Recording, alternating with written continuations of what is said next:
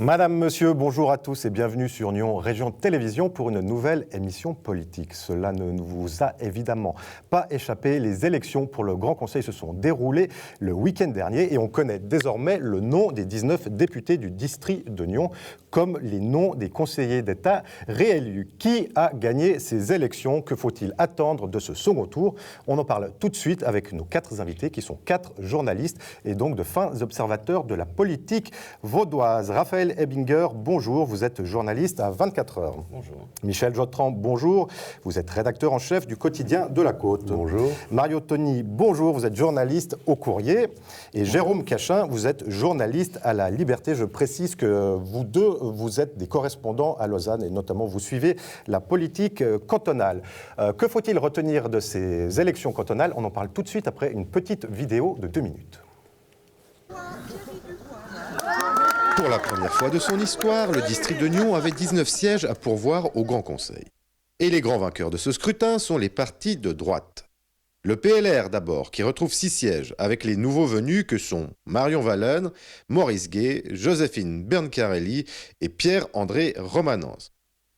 Mais c'est bien l'UDC qui aura conquis le fameux 19e siège, passant de 3 à 4 représentants avec l'arrivée de Thierry Dubois.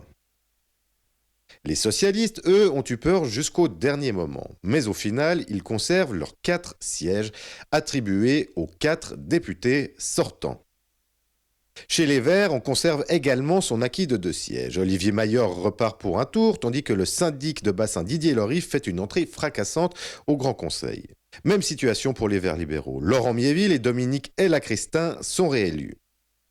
Si l'UDC a été le grand gagnant de cette élection, c'est l'Alliance du Centre qui a perdu son pari. Gérald Créteny n'a pas été réélu, contrairement à Serge Mély. Au Conseil d'État, 5 des 6 sortants ont été réélus dimanche, sans grande surprise. Derrière Pascal Broulis, Pierre-Yves Maillard, Jacqueline de Quattro, Philippe Lebas et Nouria Gorité, on retrouve donc la verte Béatrice Métro, la socialiste Cézla Amarel et l'UDC Jacques Nicolet. Toto Morand, lui, est le premier des petits candidats. Suivent François Pointer, Sylvie Villa, les représentants d'Ensemble à gauche et le crassiérant Serge Mély. Tout se jouera donc au 2e tour pour les 2 places à prendre, avec un rebondissement majeur. Isabelle Chevalet entre dans la course en s'alliant au PLR et à l'UDC pour contrer le duo Métro-Amarel. Eh bien voilà, commençons cette discussion par le Grand Conseil et le district de Nyon. Raphaël Ebinger, est-ce que l'UDC est bien le parti vainqueur de ces élections au district de Nyon? Je trouve que c'est une évidence. L'UDC est effectivement le grand vainqueur.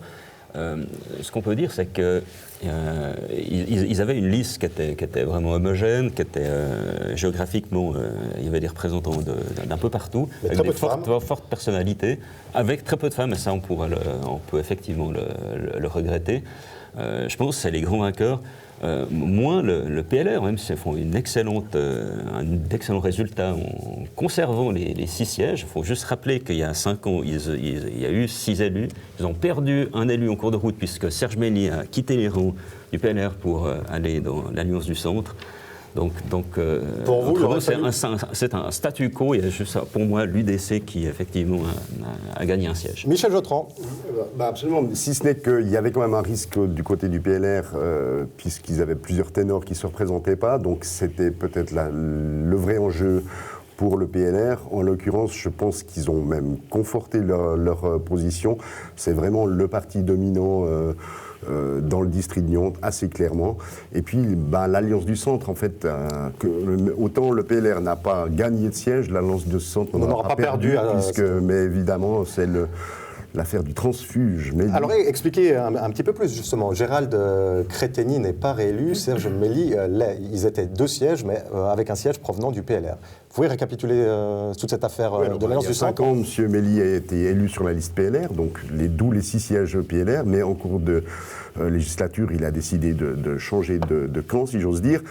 Du coup, en rejoignant l'Alliance du Centre se trouvait avec 2 sièges, mais formellement, sa force politique ne lui valait qu'un siège. Et malgré les 2 fortes personnalités, l'assise politique, électorale n'était pas suffisante pour conserver ces 2 sièges. Donc, quelque part, il y a une certaine logique.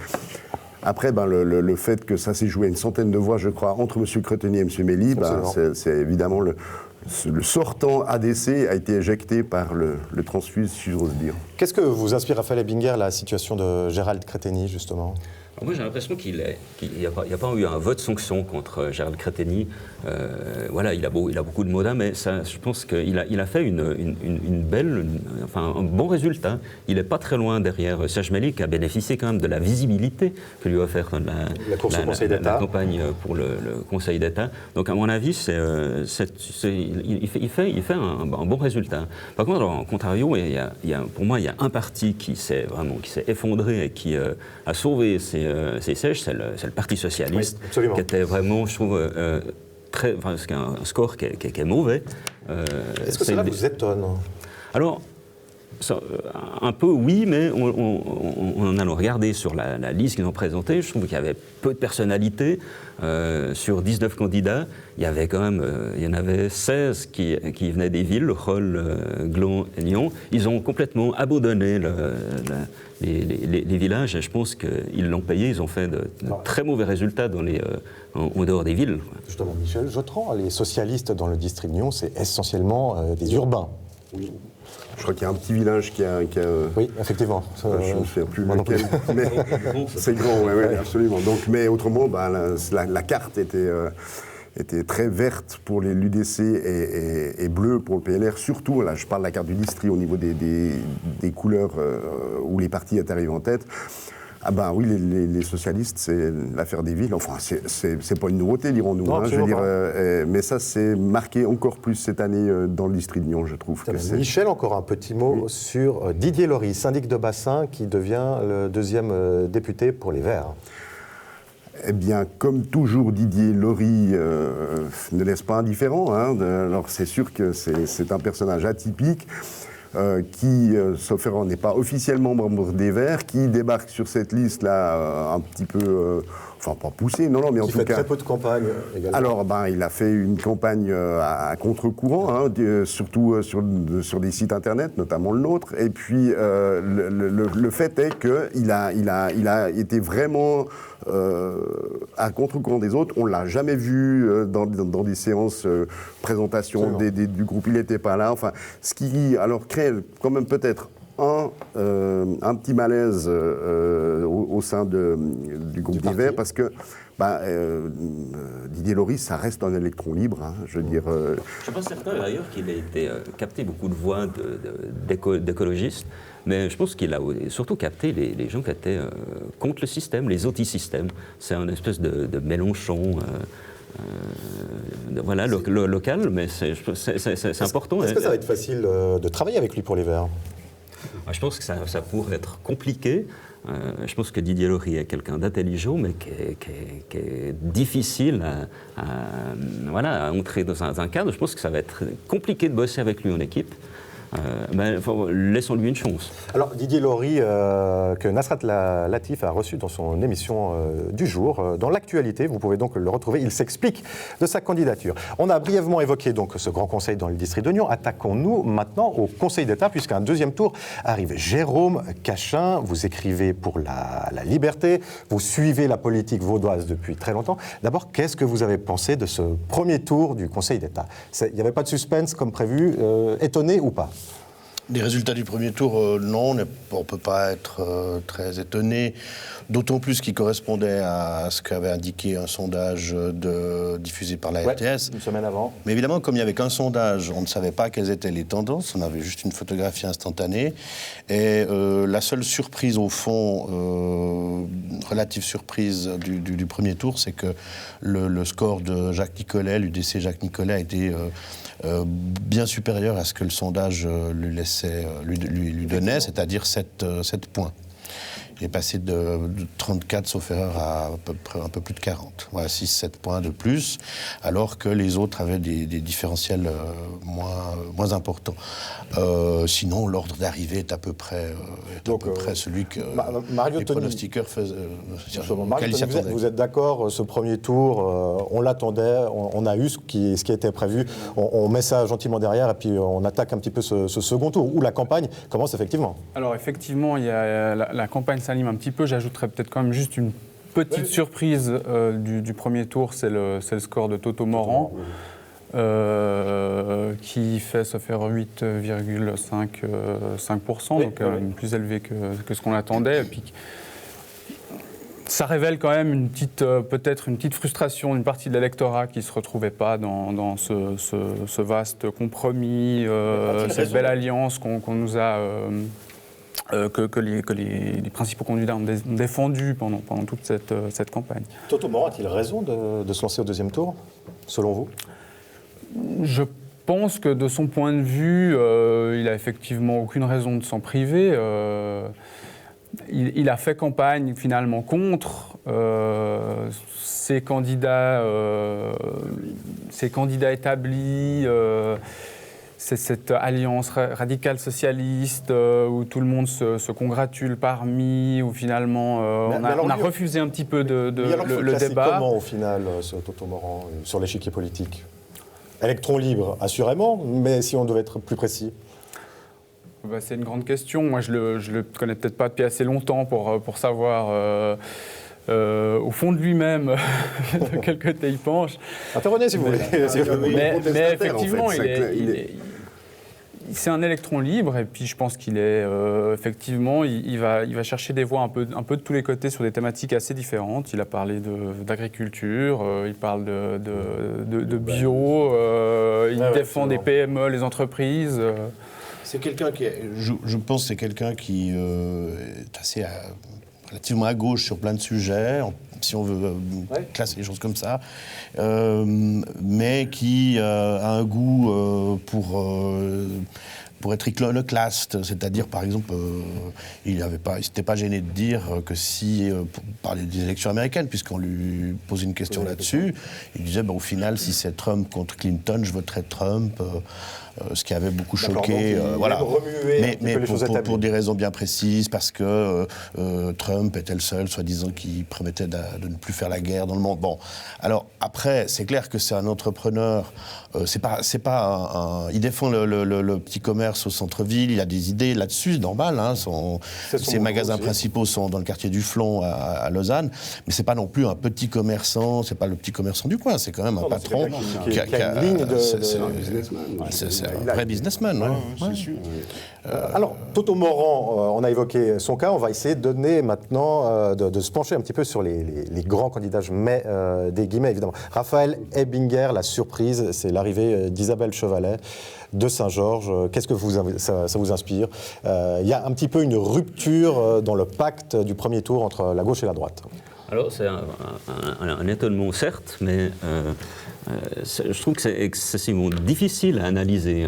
Qu'est-ce que va apporter Isabelle Chevalet ? Il y a beaucoup de doutes, je trouve, sur cette alliance qui est assez étonnante. On a l'impression qu'elle est contre nature. On a beaucoup entendu Isabelle Chevalet critiquer l'UDC suisse. On a notamment, dans 24 heures aujourd'hui, démontré qu'elle votait beaucoup plus souvent comme Cécile Marès, à 66%, plus souvent comme Cécile Marès qu'avec Nicolet au Conseil national. Après, on peut faire dire n'importe quoi aux chiffres, mais il est vrai que c'est un petit peu étonnant. D'un autre côté, au premier tour, elle était déjà pour cette grande alliance du centre-droite vaudois, et puis à ce moment-là, les Verts libéraux se sont fait méchamment éconduire par l'UDC. Je veux dire, elle a quelque part pas changé de position, si ce n'est qu'entre-temps, ils ont quand même pris un peu une claque. Et c'est là où je suis un peu surpris, c'est l'attitude du Congrès Vert libéral. D'ailleurs, ils n'étaient de loin pas unanimes, mais ils ont mis beaucoup de temps à prendre la décision. Hein. Certains parlaient du baiser du diable. Hein. Je dirais, il y a eu des termes très très durs. De l'autre côté aussi, hein. Je crois qu'on parlait de... Et je pense que là, c'est un peu quand même une alliance d'opportunités. Il risque d'y avoir un dégât à l'intérieur du parti. Vous avez observé ça, vous également ? Je pense que c'est une épreuve importante pour les Verts libéraux en ce moment. Effectivement, très divisé. Leur congrès était 2 tiers, 1 tiers. Le groupe parlementaire au Grand Conseil est à peu près moitié-moitié sur la question. C'est une épreuve existentielle. Ça fait pas longtemps qu'ils ont été fondés. C'est un parti assez jeune. C'est un parti qui correspond pas forcément à l'image globale des Verts libéraux sur le plan suisse, parce qu'ils ont chacun, plutôt en Suisse allemande, ils ont une autre histoire. Ils viennent c'est plutôt les anciens Verts, tandis qu'ici c'est plutôt des anciens libéraux qui l'ont fondé. Donc il y a toute autre chose, une autre culture. Donc déjà là, il y a un problème d'image et de positionnement. Maintenant, vous dites c'est contre nature. Je demande si c'est contre nature. Alors bon, après on peut dire, ils s'affirment comme un parti de droite, mais clairement, comme ils ont quand même été à la base, la création des Verts libéraux est due à quand même une pensée écologiste qui voulait s'affranchir de la famille de gauche. C'est clair que c'est sur ces questions-là notamment, et sur le grand écart avec l'UDC, qui seront jaugés.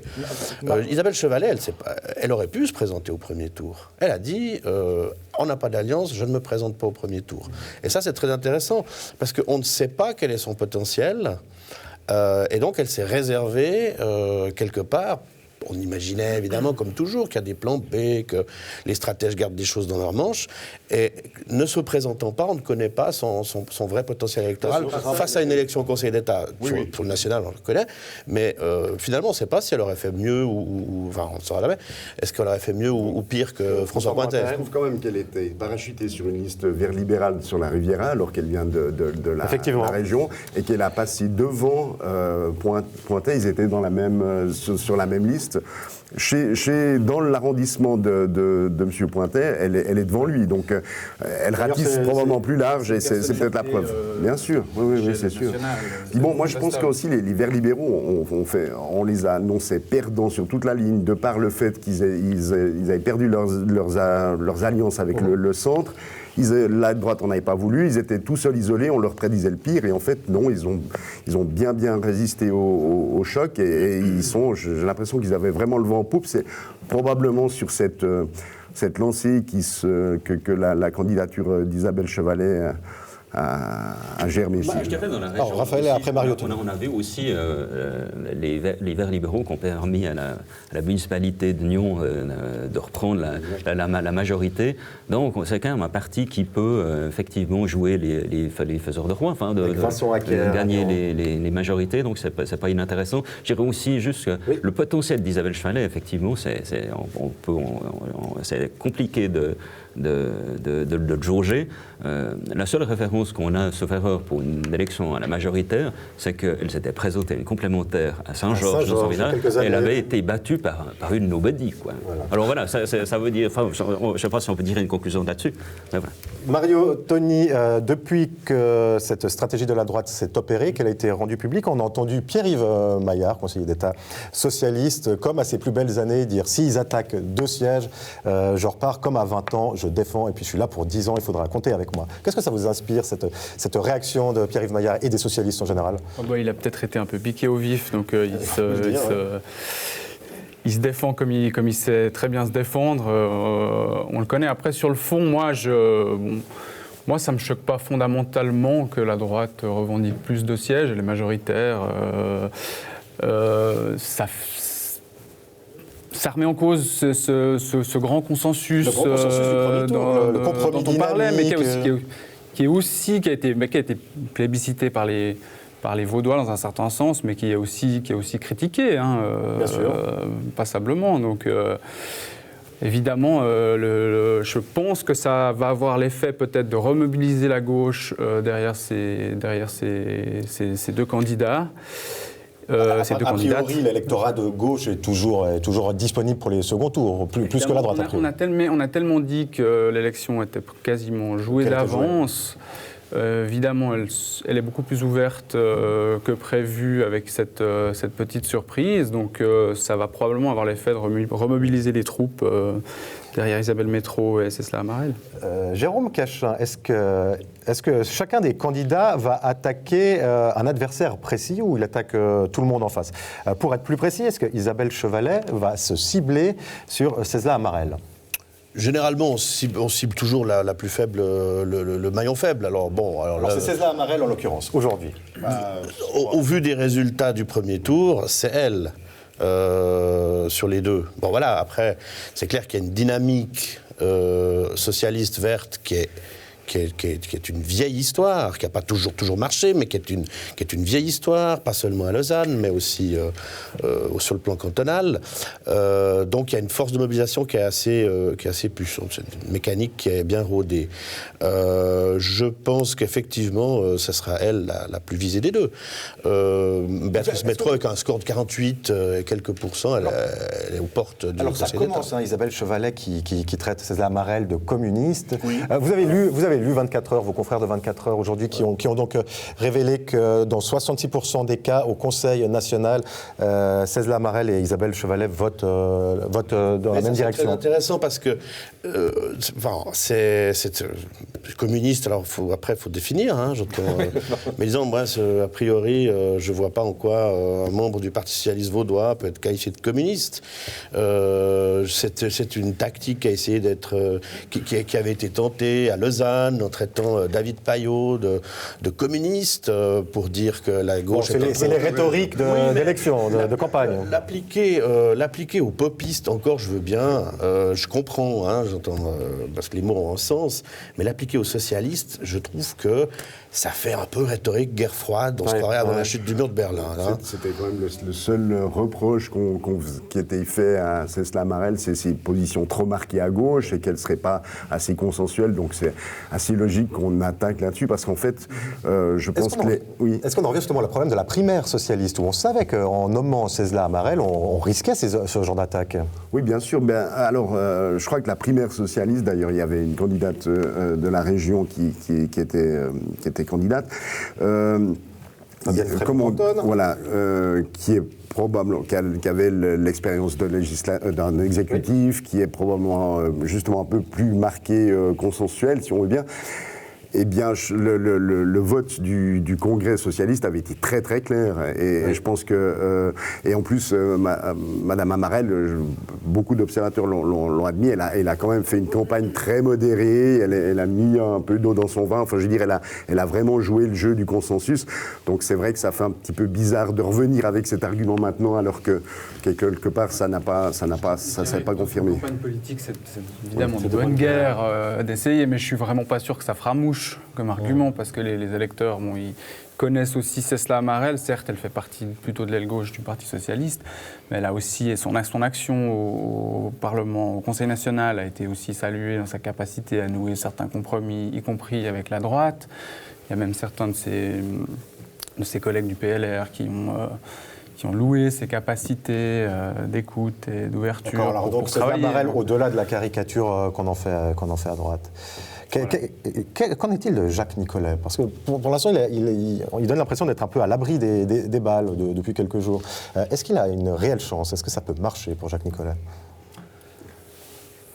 C'est une grande question. Je ne suis pas devin. Moi, je ne suis pas sûr, en tout cas, que cette nouvelle alliance avec Isabelle Chevalet va lui fondamentalement lui apporter beaucoup de voix. C'est pas du tout évident, parce que c'est quelque chose de complètement nouveau. Cette stratégie, c'est une stratégie de rechange. Hein. C'est une vraie stratégie de rechange. Même si on était un peu plus méchant, on dirait que c'est un acte de désespoir. Enfin, c'est l'énergie du désespoir. Soyez méchants. Un acte de désespoir au sens suicide, mais c'est l'énergie du désespoir quelque part. Parce qu'ils l'ont dit eux-mêmes. Maintenant, qu'est-ce qu'on fait si on veut vraiment essayer d'y arriver? Tiens, on va faire ça. Qu'est-ce qui se passe s'ils sont élus 5 à droite? Il se passe que cette politique qu'on a connue de compromis dynamique, méthode gouvernementale, de compromis dynamique, qui n'est pas un pacte PLR-PS, mais qui est une méthode de gouvernement qui a prévalu, en tout cas pendant la législature qui se termine, que cette politique-là, elle risque bien d'être mise à mal, parce qu'on aura forcément une domination de droite claire et nette au gouvernement. Moins nette, mais quand même assez évidente au Parlement. Et puis alors la gauche va devoir se réorienter dans un rôle d'opposition. D'ailleurs, c'était assez drôle hier de voir Pascal Broulis vanter les mérites de la RIE 3 vaudoise auprès de Willy Maurer, qui était en visite dans le canton. Alors, avec une majorité 5-2, je ne pense pas que le compromis tel qu'il a été prévu aurait pu être proposé aux Vaudois et plébiscité comme il l'a été. Donc. Une question encore, messieurs, et là j'en appelle à vos indiscrétions et tout ce que vous savez que vous n'avez pas le droit de dire. Et vous en savez des choses, il me semble. Qui partira, dans les conseillers d'État, qui partira en cours de législature ? Alors, je commence.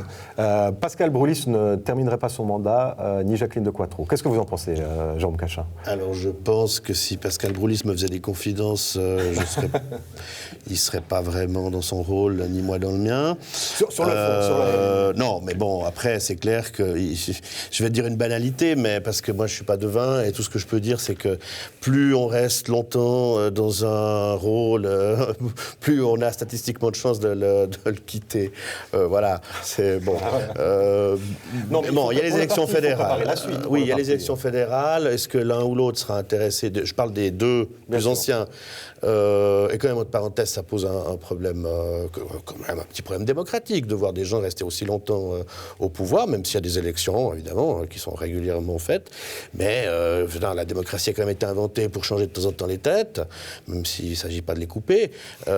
Et là, c'est clair que on s'attend à peut-être à un départ. Après, Pierre-Yves Maillard a dit aussi, ça dépend dans quelle configuration on se trouve, peut-être que lui, ça va lui redonner une énergie. Le Conseil des États. Oui.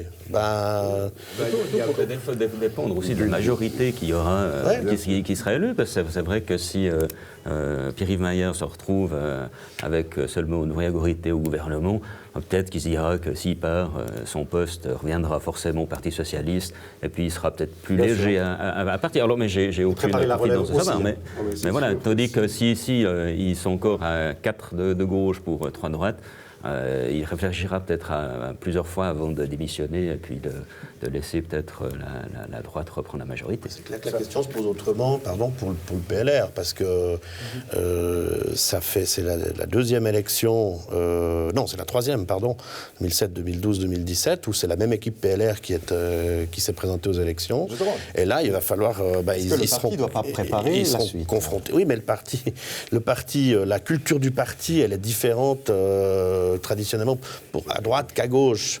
À droite, généralement, c'est les personnalités d'abord. Et le parti passe ensuite. Alors, ça dépendra évidemment des intentions des uns et des autres. Ce qui est déjà sûr, c'est que Jacqueline de Quatreau elle l'a dit, ce sera ma dernière législature. Les autres ne l'ont pas dit. Qu'est-ce qui se passe si Pascal Broulis se représente en 2022 pour la 5e fois? Peut-être que ça... Messieurs, alors Michel Jotran, le mot de la fin, il est pour vous. Je pense que certainement le PLR prendra moins de risques à provoquer une élection complémentaire que la gauche, ça dépend aussi peut-être s'ils sont vraiment renforcés du deuxième tour, mais ils ont des personnalités jeunes, notamment des femmes du côté du PLR, qui seraient tout à fait aptes à occuper un poste au gouvernement. Côté risque politique, je pense qu'il est plus grand à gauche qu'à droite. Michel Jotran, Raphaël Ebinger, Mario Tony et Jérôme Cachin, merci à vous tous pour avoir participé. Je rappelle juste que vous écrivez pour le courrier, Raphaël Ebinger pour 24 heures, Jérôme Cachin pour La Liberté, Michel Jotran pour le Quotidien de la Côte. Vous le savez, la presse quotidienne et régionale a besoin de vous. C'est du travail bien fait, des analyses fouillées. Continuez à les lire. Le deuxième tour, c'est pour bientôt. Nous, à NRTV, on reçoit la semaine prochaine justement les 6 candidats au deuxième tour. Ça risque d'être donc un petit peu plus ouvert qu'il y a un mois. Michel, vous serez présent avec moi justement pour animer cette émission. Et on se réjouit, ça risque d'être un petit peu plus chaud. Merci encore une fois, merci à tous de nous avoir suivis et on se retrouve la semaine prochaine. Au revoir.